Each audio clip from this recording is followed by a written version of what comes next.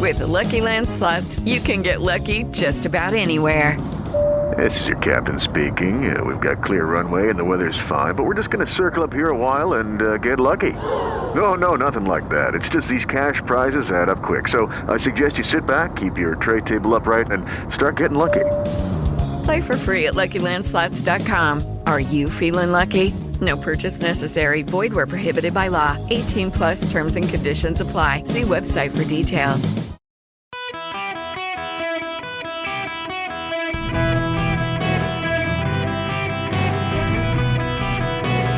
Welcome to the Eric Erickson Show podcast, Hour 2.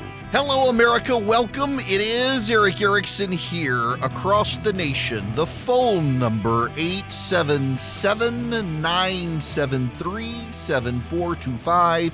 If you want to be on the program. Now, we got to move on from the Trump town hall. We got other stuff we got to talk about. I have been advancing a theory to you for some time, and everything continues to play out exactly as I have predicted. That overwhelmingly, if you want to understand the left, the Biden administration's policies, and everything from the transgender issue to climate change, you must understand it's all about population control. I can't emphasize this enough. I think you gotta understand this is the issue. Everything comes down to population control. When you start paying attention to what the left is doing, what Joe Biden is doing, what the global left is doing, even not just in the United States, you find that they are Malthusians at heart. Malthus was he actually was a theologian and believed that the resources on the planet were scarce, and that as populations grew, there would be less and less food available, less and less metals available, less and less resources available, and eventually there would be mass starvation and pain and suffering. And you get into the 1960s and 70s of the 20th century, and Paul Ehrlich, a professor at Berkeley, I believe, he embraces the Malthusian concepts and argues in a population bomb book, that was what he called it, that the world would get to the point where there were so many people that the world itself would run out of resources and there would be mass starvation. 60 Minutes just a few months ago trotted out Paul Ehrlich again, where he made these claims again. Now, he's been totally discredited. In fact, the United States, up until Biden came into office, was producing more oil than ever before, more than Saudi Arabia and Russia combined at a multiple. We're now able to feed more people. We've become more efficient. We have more access to more resources than ever before. And yet the ideas are interwoven into the belief system, the orthodoxies of the left. And so one of the ways that they wish to advance things is cost. They do believe in the supply and demand curve. And this administration believes that if it raises costs, it will disincentivize reproduction. California is doing the same. In fact, today, the United States Supreme Court ruled that a California law regulating pork production is good to go. It's actually a real loss for everyone. It'll drive up prices. California has a rule that pork producers have to adhere to certain safety standards and health standards for pigs. Most of the pork producers don't even produce inside California, and yet they're going to be bound by this rule if they want to sell in California. Now, if I were in charge of the pork company, I'd say, well, I'm not selling in California. Sorry. But they're not going to do that. They should do that. They're not going to do that. I would tell pork producers, you should just stop selling your pork in California. More for the rest of us instead of complying with the California rule. The pork producers argued that compliance would mean higher costs, and California would be essentially controlling out-of-state pork production, which is the result. But the Supreme Court, Neil Gorsuch, writing a very divided opinion, it's very, very divided. Clarence Thomas, by the way, was with him on this, said this is a rule just for California. And the pork producers don't have to sell in California if they don't want to. Well, this comes At the same time, Politico is reporting the Biden administration is now going to impose EPA regulations on coal and natural gas burning power plants that they have to reduce their emissions by 90%. And if they want to use carbon capture technology, they can do that in order to make it possible. What you should know is that no power plant uses carbon capture technology because while it's theoretically sound, the practical application is cost prohibitive. This is going to drive up the cost of energy production for coal and natural gas. And if anything, it's going to rapidly shift these companies and power plants away from coal and natural gas to solar and wind, and neither of those are reliable. The Texas legislature is kind of failing here at the end as it's about to wrap up and go home without school choice and without a stable power grid. But in Texas, they are getting away from wind energy. You'll recall a couple of years ago that blackout during the winter, the windmills froze. Now, there are some people who say, well, they could have put in windmills that have heaters for the rotators, but it wouldn't have really mattered. The wind wasn't really blowing anyway. It would have done very little good for wind production in Texas. Same with the solar panels in Texas covered in snow and ice. They weren't producing energy, and Texas was limited in the number of nuclear power plants. What the Biden administration is doing is driving up your power costs. At the same time, the Biden administration is again releasing an advisory from the Energy Department that you should keep your thermostat set to 79 degrees during the day, or 78 degrees rather, and 82 degrees at night. Now, these people clearly do not live in the South. They clearly do not live in the Southwest. Maybe they live in San Francisco, where the climate is normally mild. But I want to assure you that a thermostat set to 82 degrees at night is not something most people want to deal with. I personally like to set my thermostat to 69 degrees at night, and we'll raise it to about 72 degrees during the daytime in our house. But in so doing, the Biden administration intends to make it cost prohibitive for you to run your power. And if your costs go up, you're a young person starting out in life now, and your costs are going up. Your fuel costs are rising. You have to get the battery-powered small car. If you want to have a family, you got to get a second one of those, and it's more prohibitive because the electric costs are high. Now the power grid prices are high. Your food prices are high thanks to regulation. You're going to have to start eating bugs soon because you won't be able to afford the pork or the brisket. You're not going to have kids. Already people are putting off having families later and later in life because of affordability issues, because of career issues, because of self-satisfaction issues. They're putting off having kids more and more. And now it's going to be even harder for them to have kids. This is all about population control. They don't have abortion now on demand everywhere. They've got to do over-the-counter birth control finally, something Republicans have been calling for years that the left refused to go along with until now. And they're going to have to make your costs more expensive. Your cars are going to get smaller.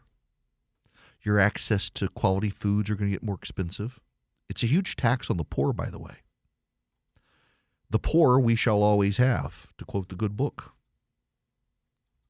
And the poor are going to have a harder and harder time making ends meet because of this. And people with families are going to have a harder time.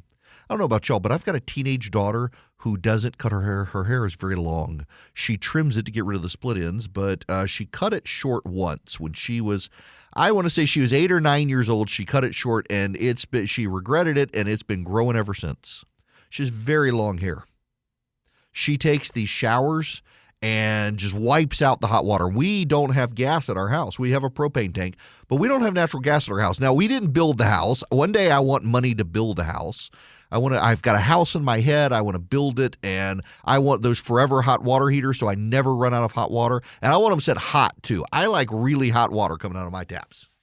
But my kid will get in the shower with the electric hot water heater and wipes out the hot water, and our costs are about to go up thanks to the Biden administration. We can afford it, but can you? This is what Politico says.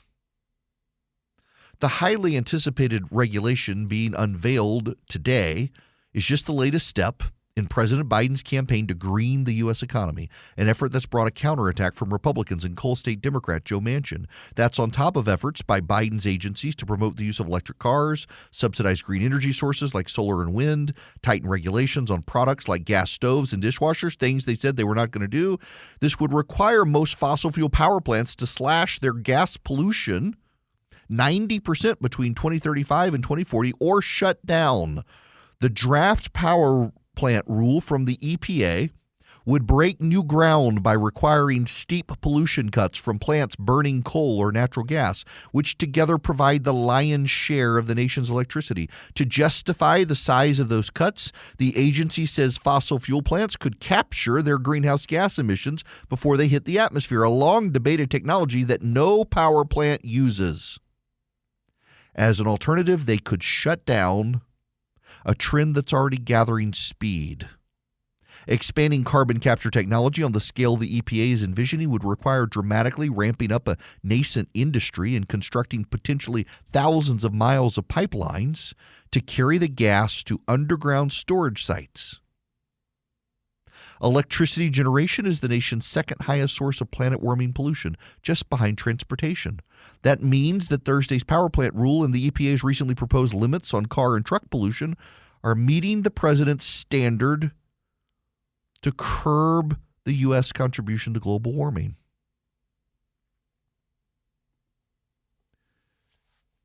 They're so committed to saving the planet, they're not willing to save families.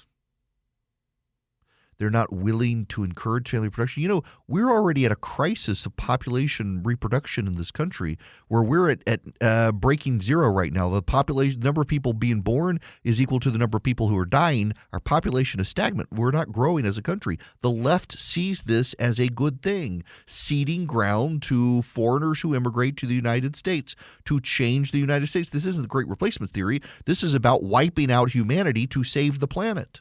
It's about real population control. It's what they're doing. We're headed to a new dark ages. I mean, the last time we were in the dark ages, we relied on wind and solar power.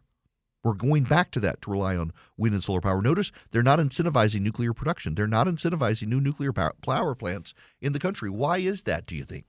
If they really want to offset it, if they really want to expand the power grid for all the electric vehicles, they would be doing that, but they're not. We're heading into foreseeable, predictable crises. They're trying to push us all to electric vehicles. We don't have enough materials for those electric vehicles. If we did and we converted, we don't have enough power. And they're not going to get more power. Where they're going to get is cutbacks. And those cutbacks are going to include you cutting back on the number of kids you have because you don't have the money for them. This is all foreseeable. This is all part of the master plan to reduce population on the planet to save the planet. It is their Malthusian Paul Ehrlich vision. They believe a population bomb has come. Everything proves them wrong, and they do not care. It is a religious belief by the left. It is their orthodoxy, and we will all be made to suffer. And they don't care because they'll believe epistemically by faith that they're saving the planet by wiping out humanity through driving up our costs and making it impossible for us to have, maintain, and sustain families. It's all part of their plan. This hour of the program brought to you by First Liberty Building and Loan, wherever you are nationwide. You want to grow? Reach out to them. See if they can help you. FirstLibertyGA.com. Businesses only. You need $750,000 or more. They might be able to help you buy a building, build a build, and buy a franchise. FirstLibertyGA.com. You know, I got an email from Wayne. He says, you should also touch on how electric vehicles and the bridges that won't be able to handle the weight, more weight wreaking havoc on the roads, more paving equals more carbon released, et cetera. You know, this is the fundamental inability of the left to process the problems with electric vehicles. They can say we're in denial about fossil fuels, but let me just tell you, and they're probably listening right now. I met a couple at Sea Island, Georgia on Monday at the event I was at, and they admitted they had driven down there from Atlanta in their Tesla. And They had to stop twice to charge, and it took them longer to get there in their Tesla than it would have in their internal combustion engine, but they wanted to try it and see. And out of abundance of caution, they charged that second time, and it added a lot of time to the trip. There are other problems, though, as we're now learning that electric vehicles are much heavier, which puts stresses on parking garages and will on bridges and roads as well. And the left doesn't see it. And that doesn't even get to the power grid issues. We literally do not have enough power production in the country to handle the conversion of every vehicle to an EV. And that's just civilian road usage vehicles. That's not the tractors. That's not the 18-wheelers, the commercial vehicles, things like that. You add in the commercial vehicles, it is a disaster waiting to happen, and the left can't see it. And I have another theory here. In addition to population control, I also believe there are people on the left in public policy who know these things, but they're too scared to point these things out to the hive mind. And their position is, well, we'll just let the Republicans get elected and save us from ourselves. There's a bit of that in both parties these days, where both parties kind of just think, well, we'll let the other side get elected. They'll save us from ourselves.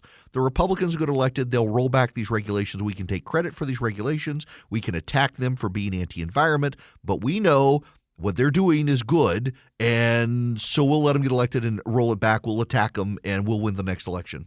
And slow walk putting it back in place. That I do believe that level of cynicism exists on this stuff. It's just bad news.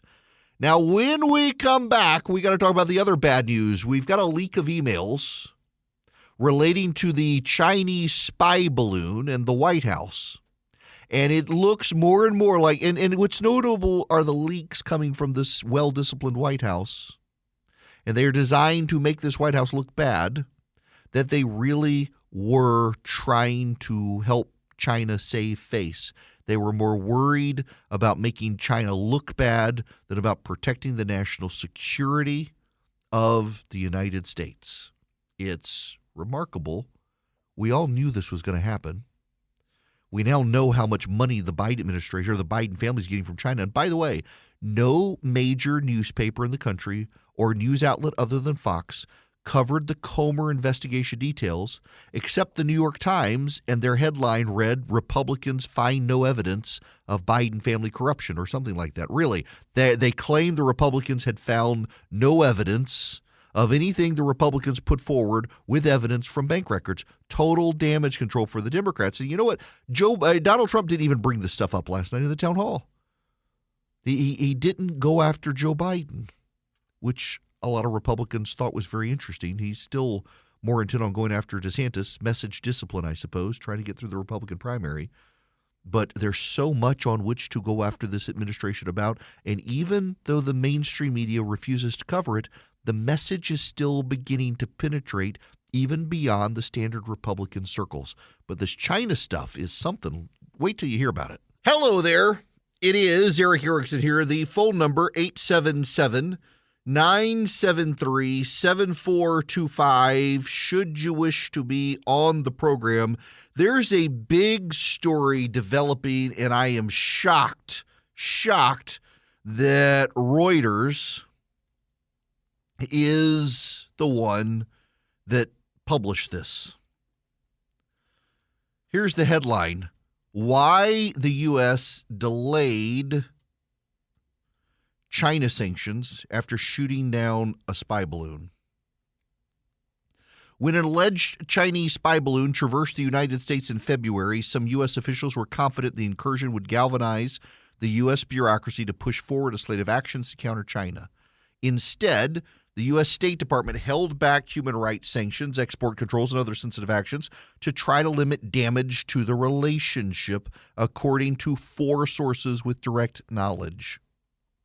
While the State Department signaled U.S. displeasure over the balloon by postponing Anthony Blinken's scheduled visit to Beijing, an internal State Department message reviewed by Reuters showed senior U.S. officials delaying actions against China. Rick Waters, Deputy Assistant Secretary of State for China and Taiwan, who leads the China House Policy Division, said in an email to staff that had not been previously reported, quote, guidance from Secretary of State is to push non-balloon actions to the right so we can focus on our symmetric and calibrated response. The source said many measures have yet to be revived. Former diplomats and members of Congress from both parties have argued the U.S. must keep channels of communication open with Beijing. But the sources said the current policy hews too closely to an earlier strategy of engagement that enables China to extract concessions in exchange for high-level dialogues that yield few tangible results. Speaking to Reuters on conditions of anonymity for fear of repercussions, these four sources said Blinken had largely delegated China policy duties to Deputy Secretary of State Wendy Sherman, the second-ranked diplomat. Sherman, of course, is bad news with a history of undermining the United States. She is the deputy secretary. She served as the director of Emily's List, the pro-abortion group. She was a founding president of the Fannie Mae Foundation. She worked for Hillary Clinton and John Kerry. And she is disastrous. She has advocated the nuclear deal with Iran. She has advocated huge engagement with China. She's just bad news, and yet continues to advance inside the administration. Wendy Sherman putting our national security beneath the interests of China. This is just bad stuff. It also shows you Anthony Blinken is a man who's doesn't have the best interests of U.S. national security at heart. He also seems to be a man neutered, beholden to Biden. Biden now a man we know from the Comer investigation to have gotten a whole lot of money for his family from China over time. We really can't trust this administration to get anything right when it comes to China. And they're also very scared of China. That's the other thing you have to understand here. The United States right now, its present posture under the Biden administration is fear of China. They are being governed and guided by fear. They are convinced China is on the rise and unstoppable. We're going to become number two, and we might as well start acting like it. Decline, my friends, is a choice, and this administration has chosen to embrace the decline. They have chosen to be subservient to China for money or for whatever reason. They've chosen to be subservient to China. They have chosen to degrade our capabilities. They have chosen to degrade our responses to China. They have chosen to be weak to China. They have chosen to walk two steps behind China. It's this administration that's done it, no other. This administration. What a disaster. Just pitiful. All right, we got to move on. 877-973-7425. Want to go to the phones? Ronald, you're going to be up next. Welcome to the show. Hey, Eric. Hey there. I had a thought about the power grid and stuff that you were talking about. What if the government made it mandatory that all business owners and all residential owners go solar panel, and that would free up the power grid for the charging of the vehicles? What do you think about that? Well, you know, if the Biden family invests in a solar panel company, it's only a matter of time before they do something like that for the rest of us. The problem is, you know, a lot of companies are doing this. They just don't produce enough electricity overall, and it's the home power grid that is actually more of a problem than the commercial power grid. And then you have the situation like skyscrapers, office buildings, things like that, where they're very tall, but they don't have the capacity to put solar panels on the roofs there because of the sizing and the like. But when you've got big warehouses, it makes sense. And a lot of them are. You know, when I fly in to Two Dead Mares International Airport in Atlanta, And you go over all these distribution facilities and warehouses, and more of them have solar panels across the whole roofs. Walmart, of course, is doing that everywhere too. Yeah, I've been seeing a lot of that myself. Yeah, I just wondered if the government made it mandatory, if for the homeowners and, like business owners with small buildings to go solar, if they were to do that. Well, there's another thing, too. There would be government jobs, Okay, we created these jobs, Yep, that's true. Yep, more and more people in the solar panels. I mean, the whole thing is I don't want you to hear me knocking the solar panels. It's not what I'm doing here. I don't have a problem with the solar panels. If I had a house that was arranged in such a way that they would work for me, I would 1,000% put the solar panels on my house and save some money. I would. We just have a lot of trees around our house, and so it wouldn't work the way my house is arranged. But I have friends who have put solar panels on their houses, and I'm not opposed to you doing that. But it's not practical. So I'm broadcasting from Atlanta. I assume most of you know that. I'm actually in the studio today, as a matter of fact. Atlanta is a city, they call it the city in the trees. Atlanta has more trees than people inside the perimeter, which is the 285 interstate loop that goes around the city. It is deeply impractical to put solar panels on a lot of those houses because there's so much tree coverage in the city. Now, you get out, you get these huge warehouses. More and more of them I am seeing putting solar panels on the roofs. And I think it saves money for these companies. It saves them power. Walmart is doing this. Target is doing this around the country. More and more are putting solar panels on. But it also, we got to recognize, only works in some places. So, for example, you go up north in the wintertime where you've got way more darkness than you have light.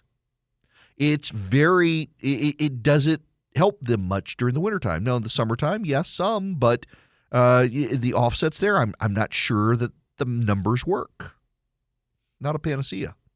And the other problem is, in the same way that they're trying to increase costs to the food supply and the like, they're putting solar panels in productive farmland. And every acre of a solar panel farm is an acre less of land for cows or vegetables. And it harms the food supply. They're putting solar panels in places where they don't work. So in the southeast, there's a massive solar plant down in middle Georgia. So off the interstate, there's this interstate called I-16. It runs between Macon, Georgia, and Savannah, Georgia. It should be the nation's Autobahn. It's the most desolate stretch of interstate outside the western deserts. And if you take a side road off of it, you'll see this massive solar panel farm, largest in the southeast. And you'll notice it was productive farmland. The farmers sold it. Now it's going to be a huge solar panel farm. And Georgia Power, part of Southern Company, will produce power from the solar panels and will take away productive farmland. There will be no more cows there. There won't be any corn growing there. And those solar panels, if it's like it's been in the last several weeks where I live in that particular area, I'm very familiar with it, the weather patterns, it's been really cloudy and rainy constantly lately. So those panels haven't been very productive in a way that the farms could be productive. But they have to do it to comply with the federal regulations. It's one thing to put solar panels in the desert. It's another thing entirely to put them in productive farmland, particularly in rainy parts of the country where it doesn't really make a ton of sense. But the left doesn't care because it's really all about population control. It's not really about global warming. It's not about global warming. It's not about climate change. It's about reducing the population by driving up costs and making it harder to have a life. At some point, and I'm afraid it'll be when it's too late, people will realize what's going on here. There's a growing number of Americans, particularly younger Americans, who are willing to make sacrifices to save the planet. Although I've got to tell you, I saw some polling. Do you know how much most Americans are willing to spend per month to fight climate change? $50. $50 or less. They're going to be paying a whole lot more. And by the time they realize it, it's going to be too late for them. When you force oil and gas companies to stop producing much oil and gas, there's a supply and demand issue on the supply and demand curve. And while they may convert all private civilian vehicles to batteries, what about the farmers? What about their tractors? They're not going to be able to convert them all. And then those farmers, because of the lack of supply of diesel, are going to pay even higher prices, which means your food costs are going to go up even more. You know, I remember when I was in 10th grade, had a biology teacher. Environmental science biology is kind of weird. It was like a combined class. I was in a very weird school for a short time.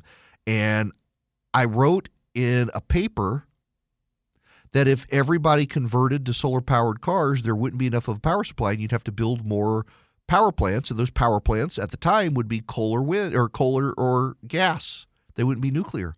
And she flat out refused to believe me at the time. Docked points on my paper for making that argument. I was right. Then, right now, if I could find that woman, I think she'd have to acknowledge at this point that I'm right on that. But there's a delusion of belief from people who think they're making the world a better place. And that delusion of belief is causing them to make terrible decisions that the rest of us and them will pay for, but they won't recognize as poor decisions until it's too late. And I don't want you to make a poor decision, particularly when it comes to buying or building a computer. Because you get a computer, you're going to have it for a number of years. And you need to work with someone who's going to get it right. That's why I have never liked the big box options where you just go in and buy the off-the-shelf computer. You should go to Vision Computers. Let them build a computer for you or for your whole company. You got a bunch of computers you need in your company. Let Vision spec them for you, build them for you, give them their world-class customer service where within 15 seconds they answer the phone for tech support. You buy one for your grandmother, let Vision build it. They'll get her what she needs to be able to FaceTime with the kids or video with the kids and also be able to maintain her computer. They can remotely connect in many cases to do it. They don't even have to have you bring the computer to the shop. And if you just want their world-class customer support for your existing computer for a low annual fee, you can get it. They answer the phone. They don't put you in that call control hell where you're just pushing buttons to try to find a live operator. They answer the phone. They fix your problem. If you call them, 404-COMPUTE, ask about the Erickson special, they can give you something you won't see online at visioncomputers.com. Now, you can go to visioncomputers.com, but also go call them at 404-COMPUTE. Tell them I sent you. See if they can get you a great deal and check out how quickly they answer the phone. VisionComputers.com, 404-COMPUTE. Hello there. It is Eric Erickson here. The phone number 877-973-7425. We'll be a little looser on phones today since I am not going to be around tomorrow. Eric Adams is out as a Biden surrogate. The mayor of New York has criticized Joe Biden on his asylum what they're calling an asylum seeker crisis. It's the illegal alien issue. So they've dropped him as a surrogate. Adams was named to a national advisory board in March and was taken off Wednesday. This is from Politico. The outspoken mayor of the nation's largest city has in recent weeks pointedly criticized Biden over the White House's response to the asylum seeker crisis. New York City has projected billions of dollars in costs to provide shelter, food, and other services to over 60,000 migrants. Adams has called for more funding from the federal government, an organized resettlement strategy at the border, and expedited work permits to help him manage the influx. And as the expiration of a key border policy set for later this week grew closer, Adams amped up his rhetoric, most recently lumping the sitting Democratic president in the same boat with the congressional Republicans. He said, quote, "It is not about the asylum seekers and migrants. All of us came from somewhere to pursue the American dream. It's about the irresponsibility of the Republican Party in Washington for refusing to do real immigration reform, and it's the irresponsibility of the White House for not addressing the problem." Yikes. I mean, he's not wrong about the White House. Republicans, by the way, have been trying to do stuff, but they've been stymied by the White House. And that's not going to change. The White House has no desire to fix the problem. And you know, Title 42, it ends at midnight. It's going to be a massive massive problem. The Biden administration, this is just in. We'll talk about it when we come back. The Border Patrol chief has authorized the release of migrants who do not have court dates. That's right. This is happening right now. Fox News says in anticipation of the end of Title 42, they will start releasing migrants, even those who have not yet been assigned court dates and been processed. That's going to be your problem. That's going to make the problem even worse. For all the efforts of this administration to control the population of American citizens, they are going to overwhelm us. I'm not a big advocate of the Great Replacement theory. I don't actually think this is something I've been hearing about since I was a little kid, and it really hasn't been borne out. I don't think it's actually real. I know some people, particularly older people, do think it's real. I just think these people are idiots. I think there's no master plan here. In that regard, I think they are completely overwhelmed and incompetent, and they're so scared of looking like Donald Trump, they're afraid to do anything serious. With the Lucky Land Slots, you can get lucky just about anywhere. This is your captain speaking. We've got clear runway and the weather's fine, but we're just going to circle up here a while and get lucky. No, nothing like that. It's just these cash prizes add up quick. So I suggest you sit back, keep your tray table upright, and start getting lucky. Play for free at LuckyLandSlots.com. Are you feeling lucky? No purchase necessary. Void where prohibited by law. 18+ terms and conditions apply. See website for details.